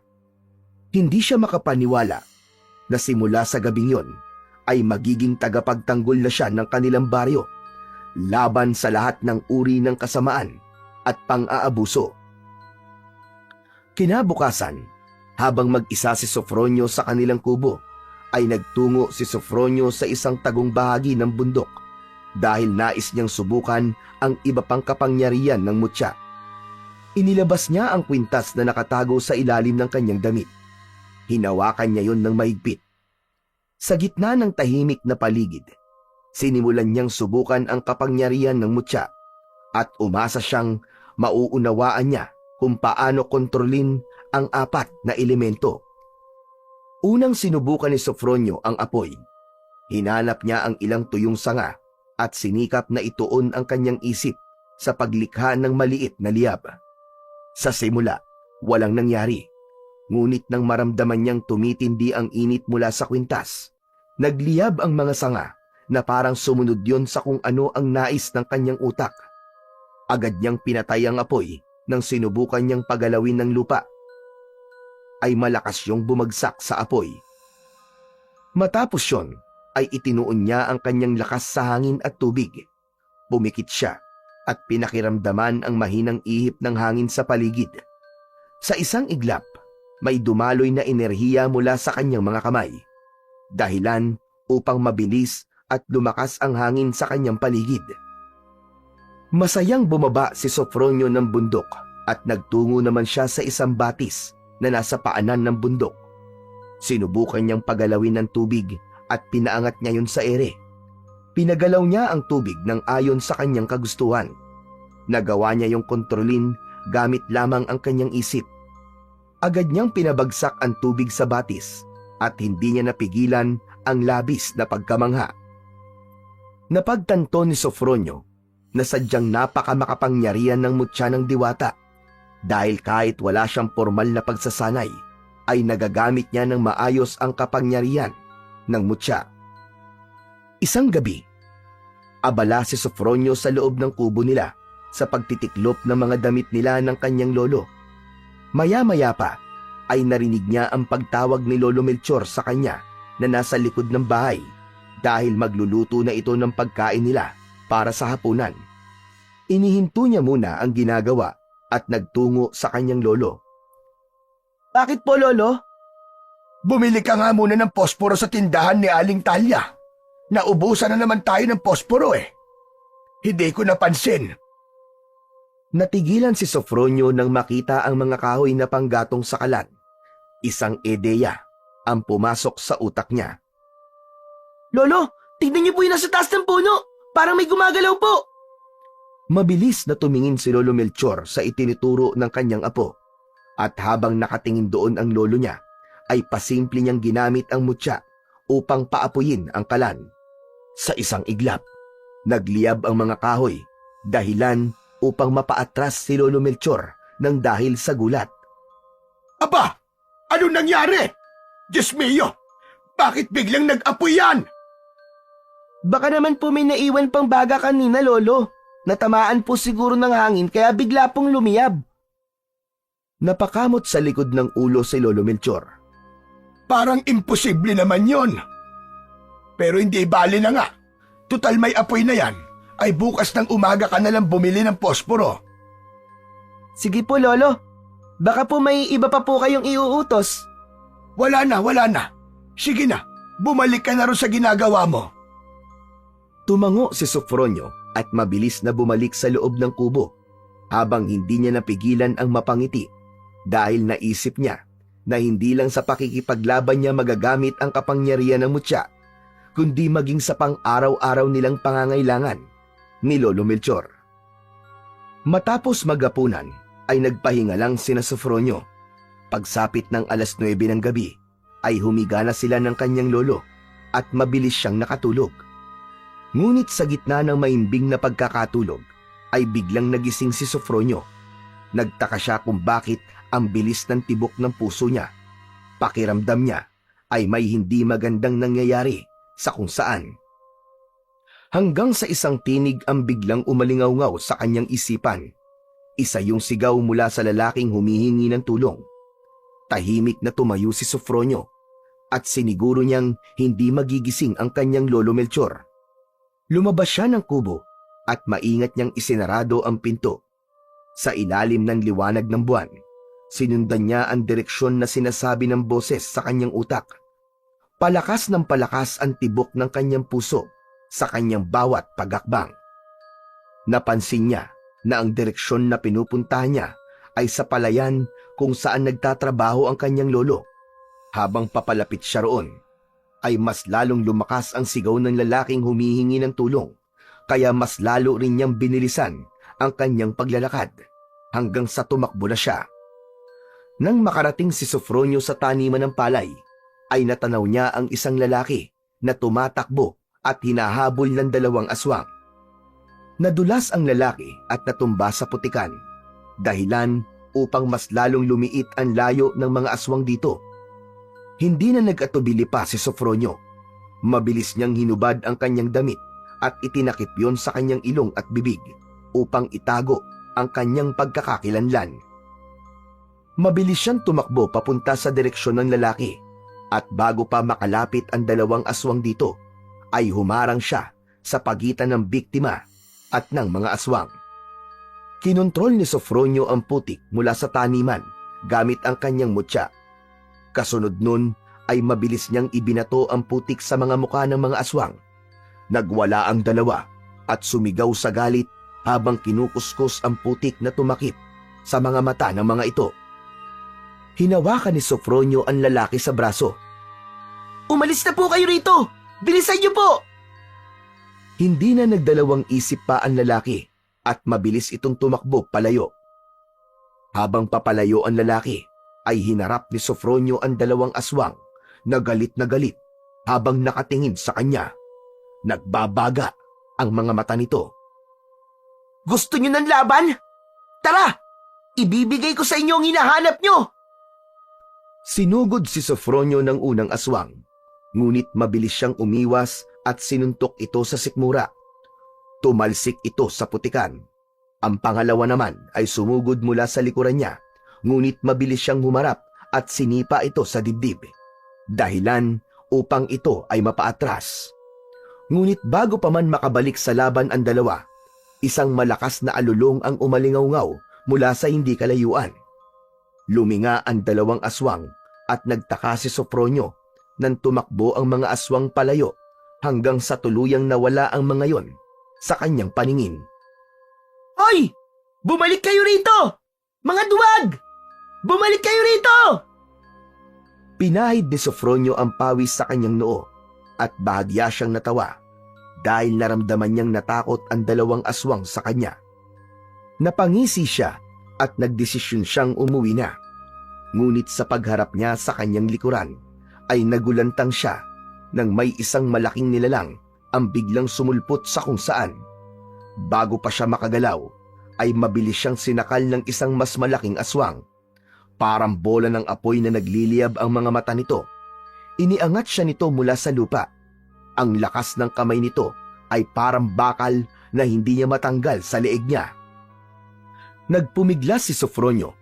Pilit niyang inaabot ang mga braso ng aswang, ngunit walang epekto ang lakas niya laban dito. Sinabi ng aswang, nahadlang si Sofronio sa kung ano ang pinaglalaban nito. Gagamitin sana ni Sofronio ang kapangyarihan ng mutya, ngunit mabilis na hinila ng aswang ang kwintas niya at itinapon yon sa putikan. Naramdaman niya ang pananakit ng kanyang kanang binti. Nang ibagsak siya ng aswang sa putikan, ay nakita niya na bumalik na siya sa pagiging pilay dahil nawala na sa katawan niya ang mutya. Kukunin sana ni Sofronio ang kwintas mula sa putikan, ngunit agad yung tinapakan ng aswang gamit ang malaki nitong paa. Nagtama ang mga mata nila at sa malalim nitong boses ay sinabi nito na ginagamit niya ang kapangyarihan ng mutya sa maling paraan. Sinabi rin nito na alam nito na sa kanya ipinagkatiwala ni Mahalina ang mutya, ngunit anito ay hindi nauunawaan ni Sofronio ang totoong kapangyarihan ng mutya at nagagamit niya ito sa maling bagay. Paano mo kilala si Mahalina? At anong sinasabi mo na ginagamit ko ang kapangyarihan ng mutya sa maling paraan? Sinabi ni Mahalina na gamitin ko ang kapangyarihan nito sa pakikipaglaban sa kasamaan. Hindi ba't isa kayo sa mga kasamaan na dapat kong labanan? Ayon sa aswang, hindi porkit aswang ang mga ito ay masama na ang mga ito. Anito, tahimik na namumuhay ang grupo nito ng mga aswang sa bundok na malayo sa mga tao. Sinabi nito na kailangan lang kumilos ng mga ito dahil sinisira ng mga tao ang tahanan ng mga aswang. Kaya ba pumapatay kayo ng mga tao dito sa lugar namin? Bilang pag-iiganti, ganun ba? Umiling ang aswang. Ipinaalam nito kay Sofronio na kahit kailan ay hindi pumatay ng tao ang mga aswang na nakatira sa bundok. Inamin nito na sila ang pumatay sa mga alagang hayop, pero ang mga pinatay na tao sa lugar ni Sofronio ay hindi kagagawan ng mga ito. Sinabi rin ng aswang na nais lang takutin ng mga aswang sa bundok ang mga tao, pero walang intensyon ang mga ito na pumatay. Sa tingin mo ba, maniniwala ako sa mga sinabi mo? Alam kong ginugulo mo lang ang isip ko. Sinabi ng aswang kay Sofronio na kailangan niyang imulat ang kanyang mga mata upang makita niya kung sino talaga ang totoong kalaban nila. Anito, parehas lang sila na nais protektahan ng bundok mula sa mga mapang-abusong tao. Matapos yun ay tumalikod na ang aswang at mabilis itong tumakbo palayo hanggang sa naglaho na yon sa dilim. Naiwang nakatulala si Sofronio at hindi makapaniwala sa mga narinig. Nang wala na ang aswang, kinalma niya ang sarili at kinuha niya mula sa putikan ang kwintas. Inayos niya ang naputol na tali at muling isinabit yun sa kanyang leeg. Naramdaman niyang unti-unting bumalik sa normal ang kanang binti niya. Habang nililinis ang putik sa kanyang kwintas, paulit-ulit niyang inisip ang sinabi ng aswang. Naguluhan siya at napatanong siya sa sarili. Kung totoo nga ba ang sinabi nito? At sino kaya ang sinasabi nitong totoong kalaban nila? Sa mga sumunod na araw, madalas na nakatulala lang si Sofronio habang nakaupo sa harap ng kubo. Pilit siyang naghahanap ng sagot sa mga tanong na gumugulo sa kanyang isipan. Napansin na ng lolo niya ang palagi niyang pananahimik. Kaya isang umaga ay hindi na ito nakatiis na kausapin ang kanyang apo. Apo, ano bang iniisip mo dyan? At para kang palaging wala sa iyong sarili. Wala po, Lolo. Napapagod lang po ako siguro sa mga nangyayari po dito sa lugar natin. Sofronio, iho. Kilala kita. Hindi mo ako maloloko. Kung may bumabagabag sa'yo, sabihin mo sa akin na po. Wala po talaga, Lolo. Huwag po kayong mag-alala. Ayos lang po ako. Tumango si Lolo Melchor, ngunit halata sa mukha nito na hindi kumbinsido. Naglakad na ito pabalik sa loob ng kubo. Samantala, si Sofronio ay nananatiling nakaupo. Tumitig siya sa kalangitan na para bang hinahanap niya ang sagot sa mga ulap. Sa kanyang isip, paulit-ulit na umaalingaw-ngaw ang sinabi ng aswang na dapat niyang imulat ang mga mata niya upang makita niya kung sino ang totoo nilang kalaban. Habang iniisip yon, ay naisip niya ang patuloy na pagputol ng mga puno at ang unti-unting pagkakalbo ng bundok. Yung aswang, sinabi niyang hindi sila pumapatay ng mga tao. Pero ang mga tao, na tulad ni na Hector, sila ang sumisira sa bundok. Sila ang dahilan kung bakit nawawala ng tirahan ng mga aswang. Tama, baka sila nga ang tunay na kalaban. Napasandal si Sofronio. Bumigat ang dibdib niya.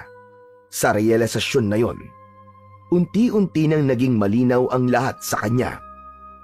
Sa gitna ng kanyang pagmuni-muni, napagtanto ni Sofronio na masyado niyang ibinuhos ang atensyon sa mga aswang, na para bang ang mga ito ang ugat ng lahat ng kasamaan.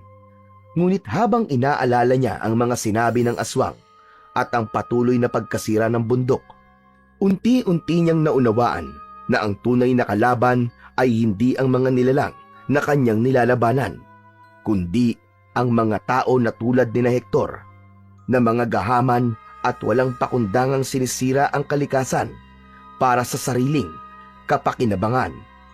Ngunit naguguluhan pa rin siya dahil kung hindi ang mga aswang ang pumapatay sa mga tao sa lugar nila, ay mukhang may iba pa siyang kalaban bukod kay Hector at sa mga pumuputol ng puno sa kanilang bundok. Isang gabi, habang mahimbing na natutulog si Lolo Melchor, ay tahimik na lumabas si Sofronio ng kanilang kubo. Sa gabing yon, ay determinado na siyang pigilan si na Hector sa pang-aabuso ng mga ito sa bundok at sa mga puno na naroon. Mabilis siyang naglakad patungo sa bundok. Hinanap niya ang kampo ni na Hector at pagdating niya roon ay nagkubli siya sa likod ng malalaking bato at mga damuhan. Mula sa kanyang pinagtataguan, tanaw niya ang ilang tent na nakatayo. Meron dong mga lalaking nag-iinuman, kabilang naroon si Hector na mayabang na nagsasalita. Hindi tayo titigil hanggat hindi nauubos ang lahat ng puno dito. At kapag tapos na tayo, may susunod na tayong bundok na pagpuputulan ng mga puno. Malaki ang kikitain natin dito. Kaya dapat ay bilisan natin ang trabaho natin. Nang marinig niya yon, parang apoy na sumiklab ang galit sa dibdib ni Sofronio. Ang tahasang paglapastangan ni na Hector sa kabundukan at ang kawalang bahala ng mga ito sa kalikasan ay nagpatibay sa kanyang loob. Itinuon ni Sofronio ang atensyon niya sa apoy sa bonfire na nasa tabi ng mga lalaking nag-iinuman. Walang kamalay-malay ang mga yon na kinokontrol na niya ang apoy sa bonfire. Pinagalaw niya ang apoy at mabilis yun dumiretso patungo sa mga gamit sa pangputol ng mga puno. Sa isang iglap, nilamon ng apoy ang mga yon. Nagliyab ang mga gamit nila at nagtakbuhan sa pagkagulat ang mga tauhan ni Hector upang apulahin ang apoy, ngunit mas lalo pang pinagliyab ni Sofronio ang apoy. Magmadali kayo! Kumuha kayo ng tubig! Bilisan niyo! Biglang luminga si Hector na tila naramdaman nito ang presensya ni Sofronio hanggang sa huminto ang mata nito sa kinaroroonan ni Sofronio at nagtagpo ang kanilang mga mata. Nanlaki ang mga mata ni Hector nang makita nito si Sofronio. Yung batang pilay! Walang hiya ka! Lumapit ka rito! Alam kong ikaw ang nagsunog ng mga gamit namin! Natigilan si Sofronio sa gulat, ngunit agad siyang nagpasyang tumakas. Sa likuran niya ay narinig niya ang mga sigawan ng mga tauhan ni Hector na nagsimulang humabol sa kanya.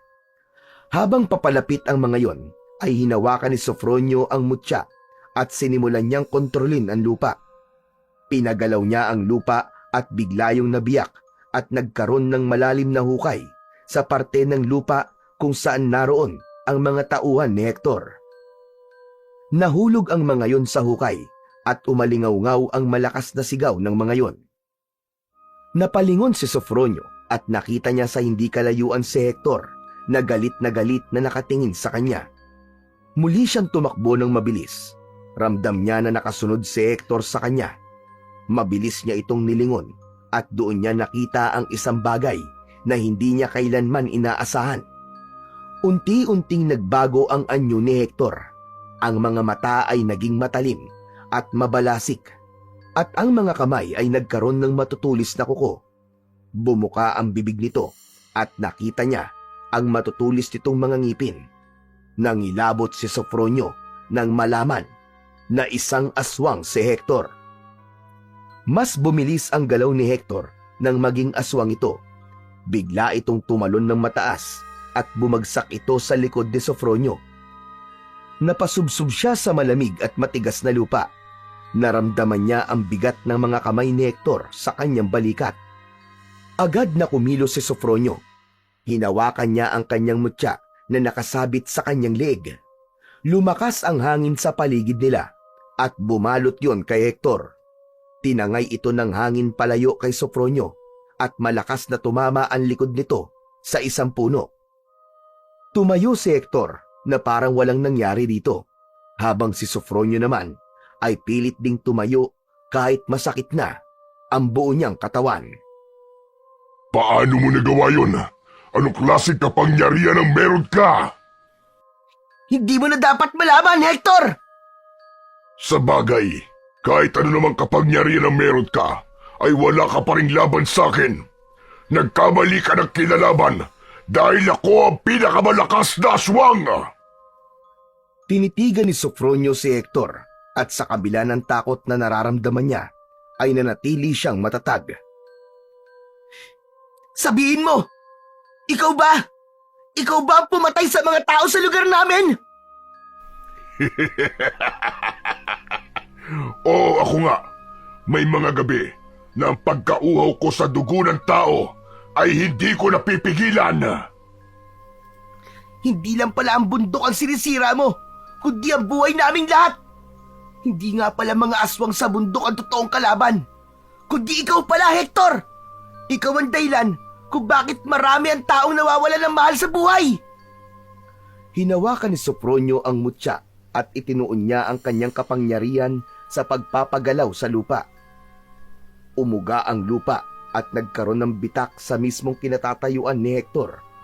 Ngunit bago pa bumuka ang lupa sa kinatatayuan nito, ay mabilis itong tumalon at bumagsak ito sa harapan ni Sofronio. Nanlaki ang mga mata ni Sofronio nang makita niya ang nakakatakot na itsura ni Hector nang malapitan. Mukhang alam ko na kung saan nanggagaling ang kapangyarihan mo. Ang kwintas na suot mo, diyan nanggagaling ang kapangyarihan mo. Kailangan mapasa akin yan upang mas lalo akong lumakas. At sa tingin mo ba, ay hahayaan ko mapunta to sa kagaya mong sakim? Hindi kailanman, Hector! Hindi maapasa sa'yo to! Hablutin sana ni Hector ang mutya, ngunit mabilis at malakas itong sinuntok ni Sofronio sa dibdib. Sa lakas ng suntok ni Sofronio, ay tumilapon si Hector ng ilang talampakan. Humandusay ito sa lupa, ngunit agad ding tumayo habang hawak ang kanyang dibdib. Matalim ang mga matang tinignan ni Sofronio si Hector. Alam niya na sa sandaling yon ay hindi na siya ang binatilyong pilay na umaasa na lang sa kanyang saklay. Ramdam niya ang paglukob ng kapangyarihan ng mutya sa kanya. Hayop ka, Hector! Sisiguraduhin kong matatapos na ang kasamaan mo ngayong gabi! Masyado kang mayabang. Hindi pa'y pinapanganak ang taong tatalo sa akin. Mabilis na tumingin sa paligid si Sofronio. Napansin niya na kumikislap ang mga dahon sa sinag ng buwan. Nakita niya na maraming hamog ang nasa mga dahon. Sinimulan niyang kontrolin ang lahat ng mga hamog. Gamit ang malamig na hangin, ay pinatigas niya ang mga yon, kaya nagyelo at inihugis niya ang mga hamog na gaya ng sa tinik. Agad niyang pinasugod ang matutulis na hamog kay Hector at bumaon yun sa iba't ibang parte ng katawan ng aswang. Malakas na napasigaw si Hector sa labis na sakit, ngunit mas lalo pa itong nagalit dahil sa ginawa ni Sofronio. Agad na tumakbo si Sofronio patungo kay Hector, ngunit sa kabila ng mga sugat ni Hector ay sinalubong pa rin nito si Sofronio. Nakatanggap si Sofronio ng malakas na suntok mula rito na tumama sa kanyang tiyan. Halos mawalan siya ng ulirat sa suntok na yon. Agad siyang lumayo kay Hector upang hindi na masundan pa ang pag-ataking ginawa nito. Nagpatuloy sa pakikipaglaban si Sofronio kay Hector. Lahat ng paraan para magamit niya ang rurok ng kapangyarihan ng mutya ay ginawa niya upang matalo si Hector. Ngunit hindi naging madali para kay Sofronio ang lahat, lalo na't ramdam niya ang lakas na meron si Hector. Hanggang sa nakita ni Sofronio ang isang malaking puno sa likod ni Hector. Isang ideya ang naisip niya. Agad niyang pinagalaw ang lupa kung saan nakatayo ang puno. Umangat ang mga ugat ng puno mula sa lupa at mabilis siyang bumagsak kay Hector. Huli na para makatakbo si Hector dahil mabilis na bumagsak ang puno sa katawan nito. Malakas na napasigaw si Hector. Nagpumilit pa itong makawala pero masyadong mabigat ang puno na nakadagan sa bandang tiyan nito. Humakbang si Sofronio palapit kay Hector at matiim niya tong tinignan. Kahit kailan, hindi magwawagi ang kasamaan laban sa kabutihan. Tandaan mo yan, Hector! Nakita ni Sofronio ang panghihina ni Hector hanggang sa bumalik na ito sa pagiging tao. Luhaan ito at humihikbi. Tama na! Sumusuko na ako! Suko na ako! Hindi ko na kaya! Parang awa mo na! Huwag mo akong patayin! Ang boses ni Hector ay puno ng pagmamakaawa na bahagyang tumusok sa puso ni Sofronio. Pinagsisisihan ko na ang mga nagawa ko. Nangangako ko na hindi na ako papatay ng mga tao at hindi ko na aabusuin ng kaligtasan. Basta't buhayin mo lang ako. Bigyan mo pa ako ng pagkakataon na magbago. Parang awa mo na. Nagmamakaawa ako sa iyo. Naramdaman ni Sofronio ang sinseridad sa mga salitang yun ni Hector. May habag siyang naramdaman para dito. Tinitigan niya ang mga mata ni Hector at nang makita niya ang labis na pagsisisi doon, ay nagdesisyon siyang bigyan pa ito ng isang pagkakataon. Gamit ang lakas ng kanyang kapangyarihan, ay mabilis na inalis ni Sofronio ang nakadagan na puno kay Hector. Salamat! Salamat! Maraming salamat! Siguraduhin mo lang na magbabago ka na, Hector. Dahil kung hindi, sa susunod ay hindi na ako magdadalawang isip na patayin ka. Yumukod si Sofronio para tulungan si Hector na makatayo. Ngunit nang makalapit siya rito, ay biglang hinablot ni Hector ang kwintas ni Sofronio. Sa bilis ng pangyayari, ay wala nang nagawa si Sofronio ang alisin ni Hector ang kanyang kwintas. Isinubo nito ang mutya at nilunok yon. Agad na bumalik sa pagiging aswang si Hector. Mabilis itong tumayo na para walang nangyari dito. Mahigpit na hinawakan ni Hector ang braso ni Sofronio at inihagis siya nito. Nagpagulong-gulong siya sa lupa. Sinubukan niyang tumayo, ngunit agad din siyang natumba nang mapagtanto niyang bumalik na siya sa pagiging pilay. Wala kang isang salita, Hector! Nilinlang mo ako! Demonyo ka talaga! Sa tingin mo ba, talagang magbabago pa ako? Ngayon na nasa akin na ang kwintas mo, ay mas lalo pa akong lalakas. Nararamdaman ko na ngayon ang kakaibang lakas sa katawan ko.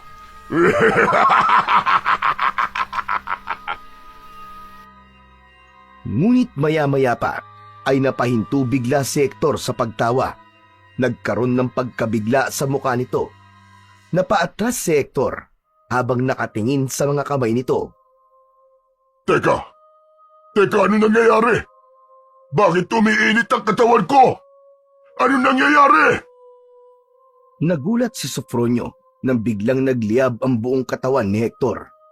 Mabilis na nilamon ng apoy ang buong katawan nito habang sumisigaw ito sa labis na sakit. Lumakas ang hangin na naging dahilan upang mas lalong maglagablab ang apoy na lumamon kay Hector. Sa tindi ng nagangalit na apoy, halos maging abo na si Hector makalipas lang ang ilang minuto. Bumagsak ito sa lupa nang wala ng buhay. Sa pagkakataon na yon, ay lumitaw si Mahalina sa tabi ng katawan ni Hector. Kinuha nito ang mutya mula sa abo ni Hector at nagsimula itong maglakad patungo kay Sopronio. Nang makalapit si Mahalina sa kanya, ay inabot nito ang mutya na meron na ulit tali. Walang pagdadalawang isip na kinuha yun ni Sopronio at isinabit sa kanyang leeg. Nang mawala na ang pagkapilay niya, ay tumayo siya upang magtanong kay Mahalina. Mahal na diwatang Mahalina, bakit nasunog si Hector nang lunukin niya ang mutya? Akala ko magiging malakas siya gaya ko kapag nasa kanya ang mutya, Mahalina. Dahil ang mutya ay hindi maaaring gamitin sa kasamaan kailanman. Alam ng mutya kung sino may hawak dito at kung anong uri ng puso ang may hawak sa kanya. Ang hindi tamang paggamit dito ay siyang magiging sanhi ng sarili nitong pagkawasak. Kaya na sinubukan ni Hector na gamitin ito para sa kasamaan, siya mismo ang tinapos ng kapangyarihan ng mutya. Ngayon naiintindihan ko na, mahal na diwatang Mahalina. Akala ko talaga ay katapusan ko na kanina. Pero nagtagumpay ka, Sofronio. Salamat dahil nakita mo kung sino ang totoo mong kalaban. Ngunit sana, kahit tapos na ang laban mo sa pagprotekta sa bundok, huwag mong itigil ang pakikipaglaban sa kasamaan. Patuloy mong protektahan ang mga nararapat na ipaglaban, ang kalikasan at ang mga walang kalaban-laban. Pinapangako ko po, mahal na diwatang Mahalina. Hindi ko pa hihintulutan na magtagumpay ang kasamaan dito sa lugar namin. Patutunayan ko po sa inyo na hindi ka nagkamali na ipinagkatiwala mo sa akin ang mutya. Alam kong hindi ako nagkamali na ipinagkatiwala ko sa iyo ang aking mutya. Panghahawakan ko ang iyong ipinangako, Sopronio. Sa ngayon, magpapaalam na ako. Ngunit huwag kang mag-alala.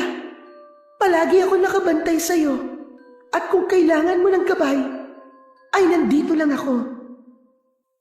Matamis na ngumiti ang diwatang si Mahalina bago ito naglaho. Naramdaman ni Sopronio ang kapayapaan sa bundok simula nang mamatay si Hector at sigurado siya na kasunod ng pagkawala ni Hector ay ang pagtigil sa pagputol ng mga puno sa bundok na yon. Makalipas ang ilang araw, nakita ni Sopronio mula sa bintana ng kanilang kubo ang mga truck na mga nagpuputol ng mga puno na paalis na sa kanilang lugar. Agad na tinawag ni Sopronio ang kanyang lolo upang makita nito ang bagay na yon. Tingnan mo, Lolo! Umaalis na po sila! Sa tingin ko, huminto na po sila sa pagputol ng mga puno sa bundok. Tama ka, Apo. Ang balita ko ay bigla na lamang nawala si Hector. Dahil wala na silang amo, ay huminto na ang mga tauhan niya sa ginagawa nila sa bundok. Sana po, talagang huminto na po sila at wala na sana silang bundok na aabusuhin. Sana nga, Sopronio. Sana nga. Bumuntong hininga si Sopronio. Puno ng pasasalamat ang puso niya dahil nagtagumpay siyang wakasan ang kasamaan ni Hector sa tulong ng bertud ng mahiwagang diwata na si Mahalina. Sa mga sumunod na linggo, nagpatuloy ang buhay ni Sopronio at Lolo Melchor at nagsimula silang magtanim ng mga puno sa mga kalbong bahagi ng bundok. Ang maliit na proyekto ay nagsilbing simbolo ng kanilang bagong misyon, isang hakbang tungo sa muling pagbabalik ng dating ganda ng kanilang kabundukan.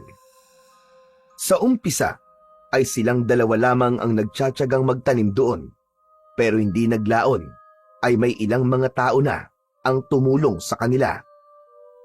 Ang sarap malaman na hindi lang pala tayo may pagmamahal sa bundok na ito, Lolo.